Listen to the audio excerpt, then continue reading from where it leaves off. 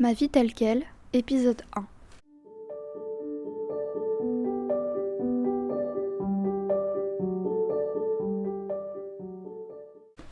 Bonjour, bienvenue dans ce premier épisode officiel de mon podcast. Aujourd'hui, je vais vous parler de mon parcours et des raisons pour lesquelles la santé mentale est au cœur de ce projet. J'ai créé cet espace pour que chacun puisse se sentir moins seul ou puisse réfléchir à ces sujets qui nous touchent tous d'une façon ou d'une autre. En grandissant, je me suis sentie seule et incomprise quand nous sommes nombreux en réalité à traverser des périodes difficiles et qui peuvent nous sembler insurmontables. Petite, je me suis souvent imaginée comme sur une île, seule, échouée sur le rivage.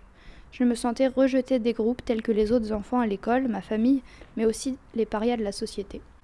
Tous ces groupes auxquels j'ai voulu appartenir, faute de trouver ma soi-disant place, ne me correspondaient pas.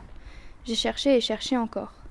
Je commence tout juste à me dire que peut-être ma place n'existe pas, et à partir de ce moment-là, au lieu de me dire que sans place qui me soit attribuée je ne serai jamais heureuse, je me dis que si je souhaite continuer à entretenir ce système de catégorisation des personnes de notre monde, ma place, je n'ai qu'à me l'inventer, c'est plus simple que ce que je ressens en moi.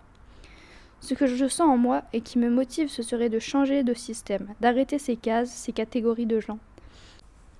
Parce que nous sommes humains, nous ne devrions pas utiliser ce même système qu'on applique à notre logique telle qu'elle est enseignée, ou encore aux objets, pour nous-mêmes et nos semblables. Ce sujet me tient à cœur parce qu'il y a pour moi à cet endroit-là des injustices. Les injustices ont toujours provoqué des réactions fortes en moi. Aussi, je vous parle aujourd'hui avec la volonté de partager ma pensée sur la santé mentale. Au-delà d'un diagnostic, une maladie ou souffrance mentale peut impacter tout le monde à n'importe quel moment. Ma psychologue m'a dit un jour qu'une personne dont la santé mentale est fragilisée est peut-être symptôme d'un problème systémique. C'est-à-dire que une personne qui souffre de dépression, par exemple, dans une entreprise et qui est renvoyée chez elle pour se remettre et guérir, si l'entreprise est dysfonctionnelle et ou la cause de sa dépression, quand elle retournera travailler, elle risque de souffrir à nouveau. Pour continuer avec cet exemple, la dite entreprise étant dysfonctionnelle, cette première personne ne sera sans doute pas seule à souffrir dans le système qu'est l'entreprise. Il est important pour moi de considérer que les personnes qui souffrent mentalement ou qui ont une maladie mentale ne sont pas indépendantes de leur système.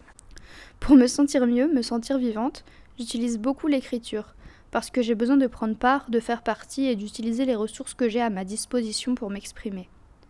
Dans l'expression, je vois une sorte d'évacuation de ce qui peut me peser, mais aussi de ce qui m'interpelle dans mon quotidien, vers les autres. Comme si l'expression écrite ou orale était un moyen pour moi de montrer ce que je vois et ce que je ressens. Si vous m'écoutez et que vous traversez une période difficile, ce podcast est là pour vous rappeler que vous n'êtes pas seul. Je serai ravie de lire vos expériences ou de répondre à votre question dans un prochain épisode. Ensemble, on peut créer un espace bienveillant. Aujourd'hui, je vous ai partagé une partie de mon histoire et pourquoi la santé mentale est si importante pour moi. J'espère que cela a résonné en vous.